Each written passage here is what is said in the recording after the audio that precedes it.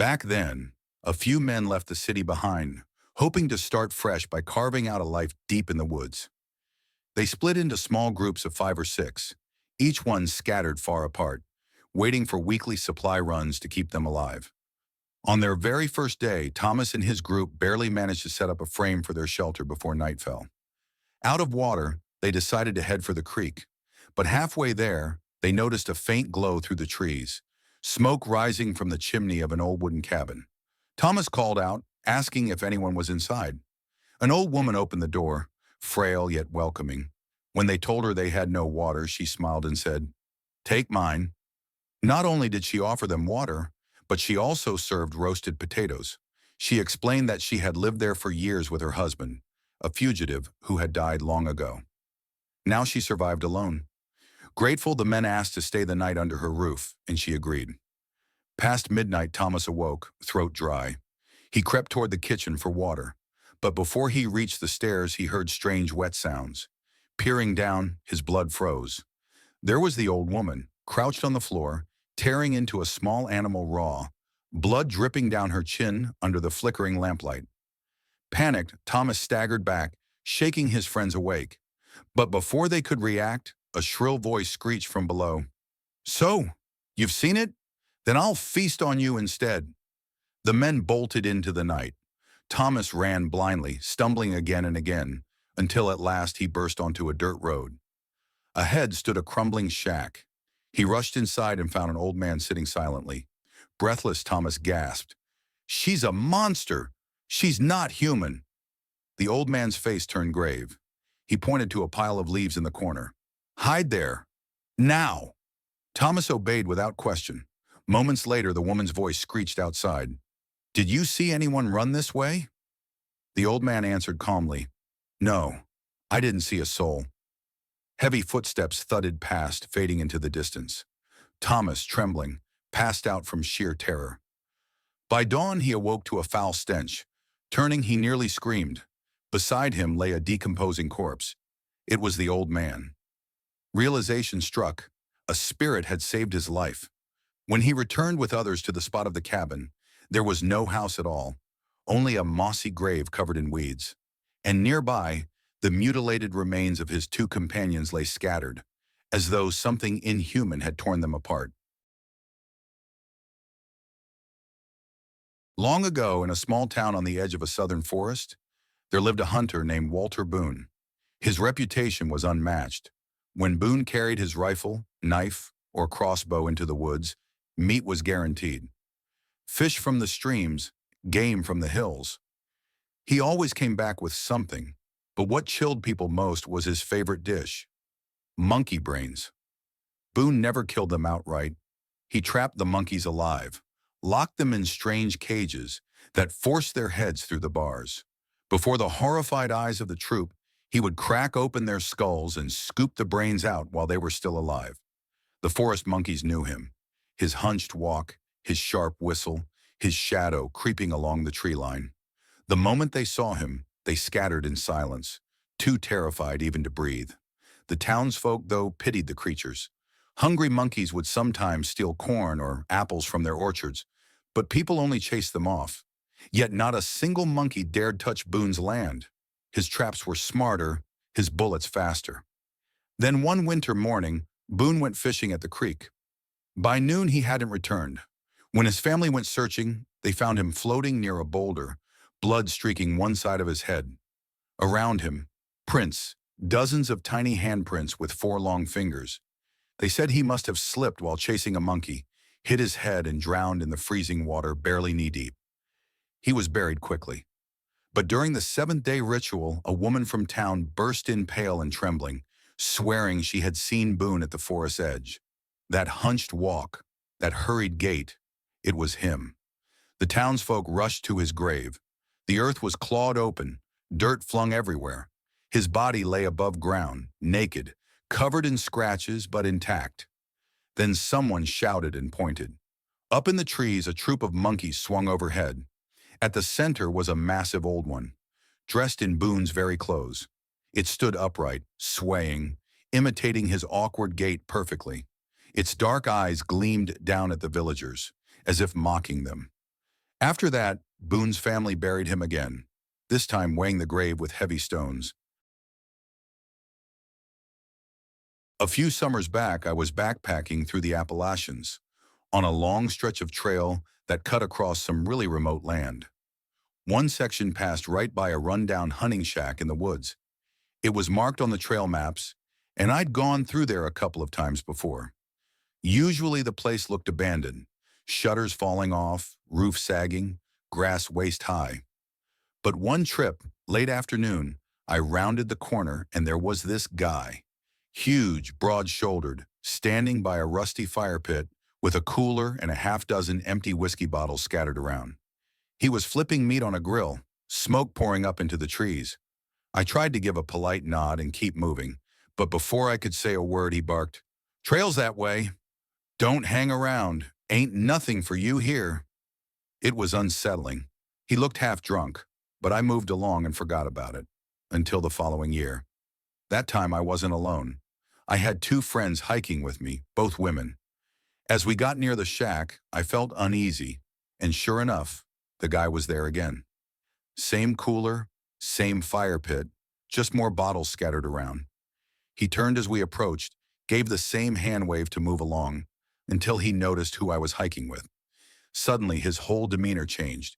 He grinned and shouted, "Hey, why don't you all stay for dinner?" Got more than enough food. I tried to laugh it off and said, "We're good, just passing through."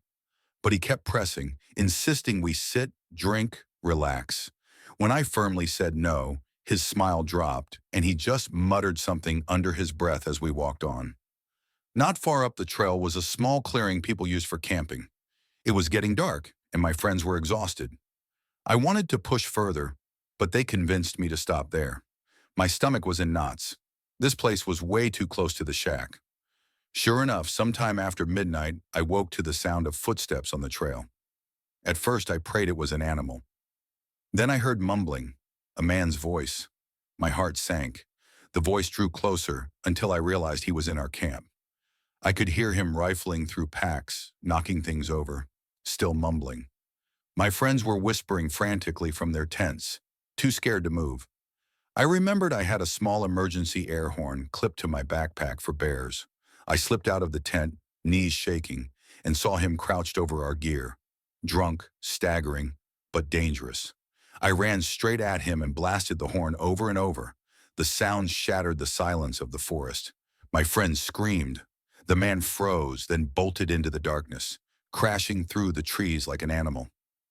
We didn't wait.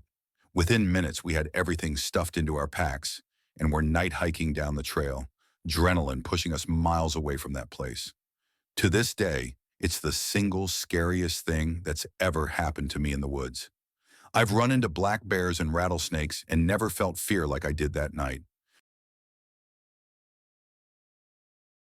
When I was a teenager, my uncle used to take me out to a massive stretch of land in northern Alabama.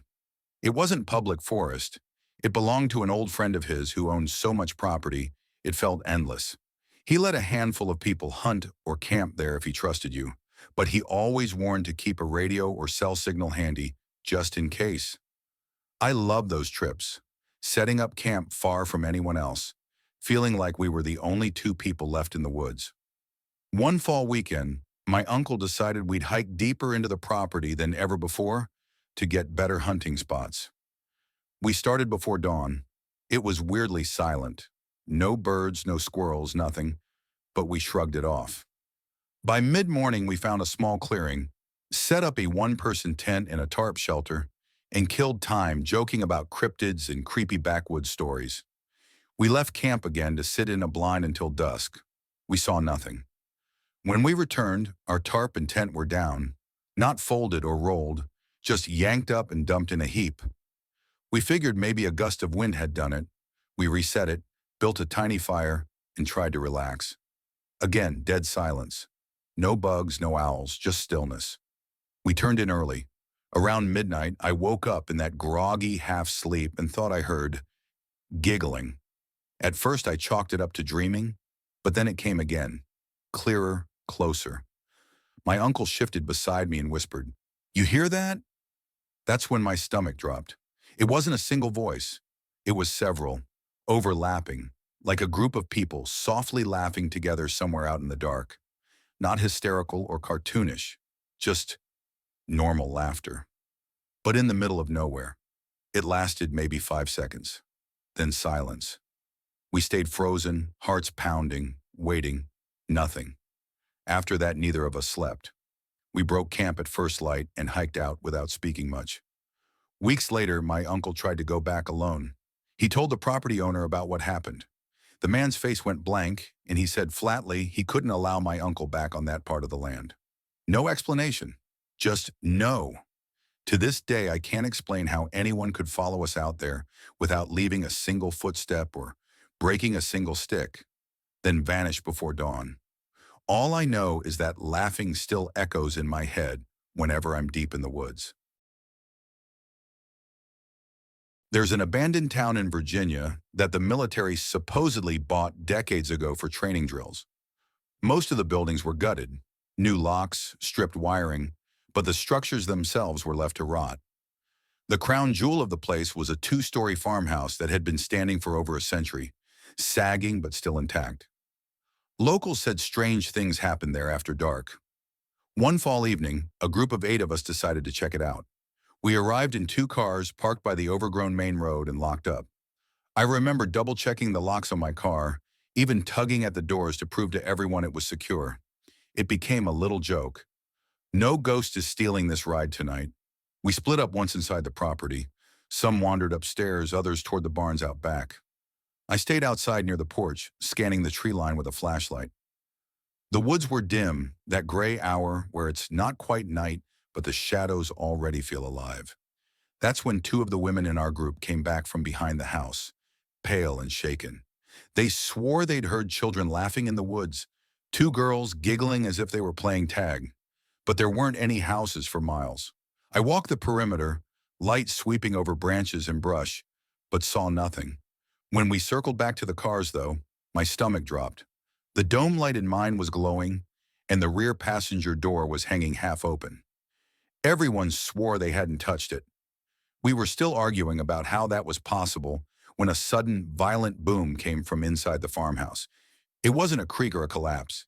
It was like something massive had been dropped onto the floor above, shaking the whole house and thudding in our chests. The ones exploring upstairs bolted out, insisting it had come from the very room they had just walked through. They hadn't touched a thing, and nothing was out of place. We didn't stick around to investigate.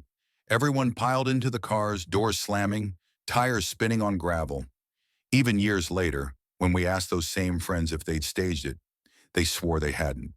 To this day, no one can explain what made that sound, or how my locked car door managed to open itself.